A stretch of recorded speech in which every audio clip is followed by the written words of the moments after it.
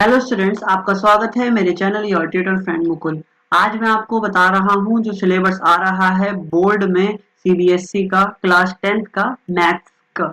Mathematics में कौन कौन से चैप्टर आ रहे हैं, कौन कौन से टॉपिक्स आ रहे हैं, उनकी बात करेंगे हम।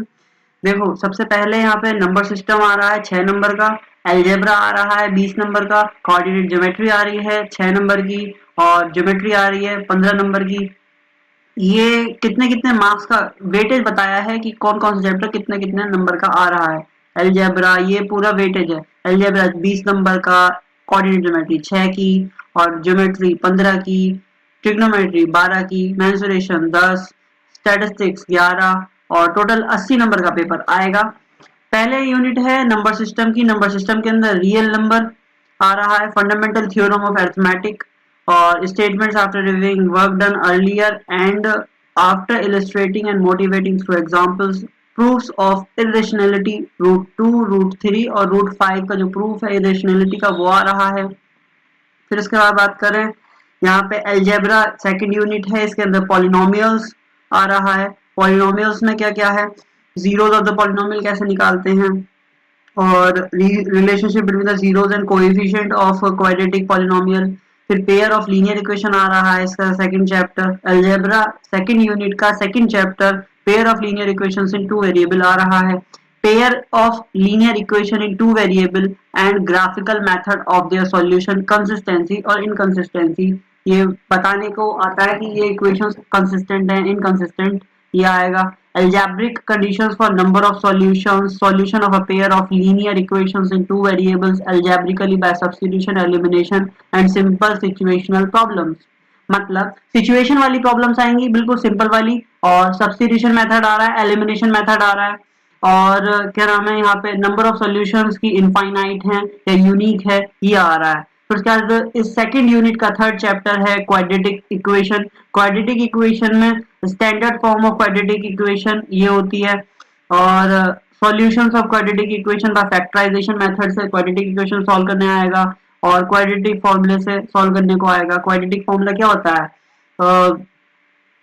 माइनस वही B plus minus root B square minus 4ac upon 2a, ये क्वाड्रेटिक फॉर्मूला है, इससे इक्वेशंस आएंगी। Relationship between the discriminant and nature of roots, ये आ रहा है। नेचर ऑफ रूट्स, रूट्स का नेचर क्या है, बी स्क्वायर माइनस 4ac से पता लग जाता है, अगर उसकी वैल्यू 0 से ज्यादा है बराबर है उस हिसाब से आप निकाल लेते हो। सिचुएशनल प्रॉब्लम्स आएंगी इसके अंदर, ये भी आएंगी। सिचुएशनल प्रॉब्लम जरूर आएंगी, ये बहुत इंपॉर्टेंट है। सिचुएशनल प्रॉब्लम्स में ही बच्चों को दिक्कत आती है, ये सबसे ज्यादा इंपॉर्टेंट भी है। और अरिथमेटिक प्रोग्रेशन की बात करें तो अरिथमेटिक एपी आ रहा है, ये इसकी फोर्थ चैप्टर, सेकंड यूनिट का फोर्थ चैप्टर एपी आ रहा है। Motivation for studying children, for studying arithmetic progression, derivation of nth term and sum of first n terms and their application in solving daily life problems. Daily life problems में AP का use, sum of AP और nth term निकालने का, a is equal to a plus n minus 1 into D, इससे related problems आएंगी। फिर बात करें कोऑर्डिनेट ज्योमेट्री आ रही है, थर्ड यूनिट है कोऑर्डिनेट ज्योमेट्री। इसके अंदर क्या क्या आ रहा है, कोऑर्डिनेट ज्योमेट्री के अंदर आ रहा है concept of coordinate geometry, graphs of linear equation, distance formula और section formula. Distance formula section formula के बेसिस पे क्वेश्चन आएंगे, डिस्टेंस फार्मूला और सेक्शन फार्मूला के बेसिस पे क्वेश्चन आएंगे, ग्राफ्स आएंगे लीनियर इक्वेशन के। डिस्टेंस फार्मूला और सेक्शन फार्मूला काफी इंपॉर्टेंट है, इस पे क्वेश्चन भी काफी दे रखे हैं एनसीईआरटी में। ज्योमेट्री की बात करें, ज्योमेट्री यूनिट 4 के अंदर आपका ट्रायंगल्स आ रहा है, सर्किल्स आ रहा है, और फिर आती है फिफ्थ यूनिट, इसके अंदर ट्रिग्नोमेट्री आ रही है। ट्रिग्नोमेट्री के अंदर ये 3 है, इंट्रोडक्शन टू ट्रिग्नोमेट्री, और ये ट्रिग्नोमेट्रिक रेशियोज निकालने को आएंगे, और प्रूफ आएंगे ऑफ देयर एग्जिस्टेंस। ये क्या क्या है देखो, मोटिवेट द रेशियो, ये values of trigonometric ratios of 30, relation between the ratio.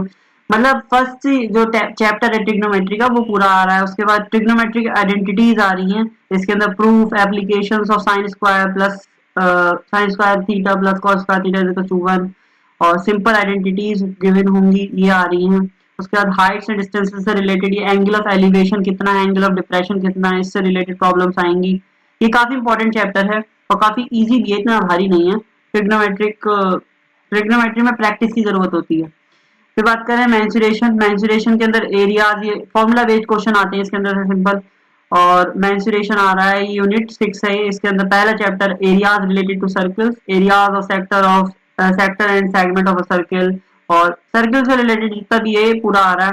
साथ में सरफेस एरिया एंड वॉल्यूम, ये जितना भी ये सब आ रहा है, क्यूब्स, क्यूबॉइड, स्फीयर्स, हेमिस्फीयर्स और राइट सर्कुलर सिलेंडर या कोन्स, इनके अंदर से सब आ रहा है। यूनिट 7 की बात करें, इसमें टेस्ट स्टैटिस्टिक्स और प्रोबेबिलिटी आ गई, सबसे छोटे चैप्टर। स्टैटिस्टिक्स में क्या है, मीन मीडियन मोड ये आ रहा है, और क्या नाम है, यहाँ पे बाय मॉडल सिचुएशंस आपको अवॉइड करनी है, साफ लिख रखा है। फिर बात करें प्रोबेबिलिटी आ रही है, classical definition of probability, simple problems on finding the probability of an event.